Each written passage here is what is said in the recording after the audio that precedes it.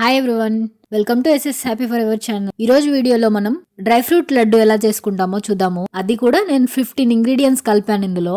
Video లెంతీగా ఉంది, చాలా పెద్ద ప్రొసీజర్ ఏమో అనుకుని టెన్షన్ పడకండి. నేను ఇందులో అందరు చేసినట్టుగా కాకుండా కొంచెం వెరైటీగా చేశాను కాబట్టి మీకు వీడియో లెంతీగా కనిపిస్తుంది. కానీ వీడియో చూసాక ఇంత సింపులా అని అనిపిస్తుంది మీకు కూడా. కొంతమందికి వాల్నట్ షెల్ పగలగొట్టాలి అంటే లోపల ఉన్నది 2 parts గా వస్తుందా, పార్ట్స్ అవుతుందా అని చెప్పి పగలగొట్టడానికి ఆలోచిస్తారు కదా. మెహూనా నేను చెప్తాను ఎలా పగలగొట్టాలో. పైన ఒకటి కింద ఒక దెబ్బ వేసేస్తే అది 2 parts పగిలిపోతుంది. ఆ తర్వాత మీరు నీట్ గా లోపల నుంచి 2 parts తీసేయచ్చు. మీలో ఎవరైనా ఇంతవరకు ట్రై చేయలేదు, అలా ఒకసారి ట్రై చేయండి, మీకే తెలుస్తుంది. 15 ఇంగ్రీడియంట్స్ ఏంటేంటో చూద్దామా.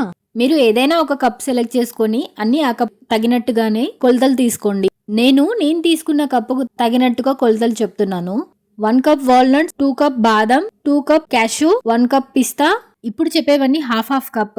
2 different types of grapes, pumpkin seeds, water melon seeds, sunflower seeds, half cup పల్లీలు, 1 కప్పు కొబ్బరి తురుము ఆర్ పౌడర్. చాలా మంది డ్రై ఫ్రూట్స్ కడగకుండా అలాగే యూజ్ చేస్తారు, కానీ అవి ఎక్కడిక్కడ నుంచో వస్తాయి కాబట్టి కడగడమే బెస్ట్. ఎందుకంటే నేను ఇప్పుడు ఓన్లీ బాదం ఇంకా క్యాష్యూ కడిగినందుకే వాటర్ ఇంత డర్టీ అయిపోయాయి.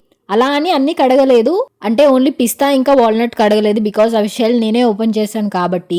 అన్ని కడిగి నీట్గా ఆరేసి అన్ని ఆరినాక నాకు నచ్చిన సైజులో నేను కట్ చేసుకున్నాను.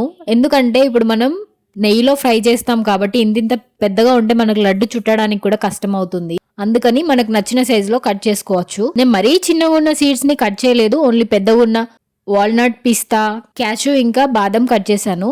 అలాగే కొబ్బరి, ఎండు కొబ్బరి తురుము, చియా సీడ్స్, పల్లీలు, ఇవన్నీ మనం ఇప్పుడు ఒకదాని తర్వాత ఒకటి నెయ్యిలో నీట్ గా ఫ్రై చేసుకోవాలి. అంటే ఎక్కువగా మాడొద్దు, అలా అని కాలకుండా ఉండొద్దు. కొంచెం గోల్డెన్ బ్రౌన్ కలర్ వచ్చిందంటే తీసేసుకుంటే సరిపోతుంది. నేను క్యాషియోను బాదం మాత్రమే సపరేట్ గా ఫ్రై చేస్తున్నా, ఎందుకంటే అవి త్వరగా ఫ్రై అయిపోతాయి కాబట్టి మాడిపోతాయి. అందులోనూ బాదం కొంచెం స్ట్రాంగ్ గా, క్యాషు కొంచెం నార్మల్ స్ట్రాంగ్ గా ఉంటది కాబట్టి ఇది త్వరగా ఫ్రై అయిపోయి అది త్వరగా ఫ్రై అవ్వదు. అందుకని నేను సపరేట్ గా కాలుస్తున్నా. మీకు చూస్తుంటే తెలుస్తుంది కదా, ఫస్ట్ వేయగానే వైట్ కలర్ లో ఇప్పుడు నార్మల్ గా కొంచెం కలర్ షేడ్ అయింది. ఈ కలర్ ఉంటే సరిపోతుంది, మనం తీసేసుకొని ఇంకా వేరేది వేసుకొని ఫ్రై చేసుకోవచ్చు. నేను ఇందాక చెప్పాను కదా బాదం ఫ్రై అవ్వడానికి కొంచెం టైం పడుతుందని. ఇప్పుడు మీకే తెలుస్తుంది బాదం ఫ్రై అవ్వడానికి టైం ఎంత పడుతుందని చెప్పి. నేను చెప్పడం అని కాదు, మీరు నెయ్యి మీ ఇంట్లో ఎంత తింటారు అన్న దాన్ని బట్టి మీరు నెయ్యి వేసుకొని కాల్చుకోవచ్చు. ప్యారలర్ గా నేను తీసుకున్న డేట్స్ లో సీడ్స్ ఉన్నాయి, సో సీడ్స్ తీసేస్తున్నాను అనమాట. ఇప్పుడు బాదం ఫ్రై అయిపోయింది కదా, ఆ తర్వాత ఉన్న సీడ్స్ అన్ని చిన్న సీడ్స్ కాబట్టి నేను అన్ని కలిపి ఒకేసారి వేస్తున్నాను. వీటితో పాటు చియా సీడ్స్ అన్ని బాగా ఫ్రై అయ్యేలోగా. ఇంతవరకు మీలో ఎవరైనా ట్రై చేయకపోతే డెఫినెట్ గా ట్రై చేయండి. ఈ లడ్డులు చిన్న పిల్లల నుంచి పెద్దవాళ్ళ దాకా ఎవరైనా తినొచ్చు. డైలీ ఒకటి తింటే సరిపోతుంది, ఫుల్ యాక్టివ్ గా ఉండొచ్చు. ఎండు కొబ్బరి తురుము ఇంకా గసగసాలు అన్ని బాగా మిక్స్ చేసి బాగా ఫ్రై అవ్వనివ్వాలి. పల్లీలు సపరేట్ గా, కిస్మిస్ సపరేట్ గా వేయించుకున్నా నేను. పల్లీలు ఇంకా గసగసాలు ఆప్షనల్ అండి, మీ ఇష్టం, వేసుకోవాలనుకుంటే వేసుకోవచ్చు, లేకపోతే లేదు. అవి వేసుకున్నా వేసుకోకపోయినా టేస్ట్ బానే ఉంటుంది. అన్ని ఫ్రై చేసుకునే అన్ని సపరేట్ గా తీసేసుకొని ఇప్పుడు మనం ముందుగా గింజలు తీసేసుకున్న డేట్స్ ని మిక్సీ చేయాలి.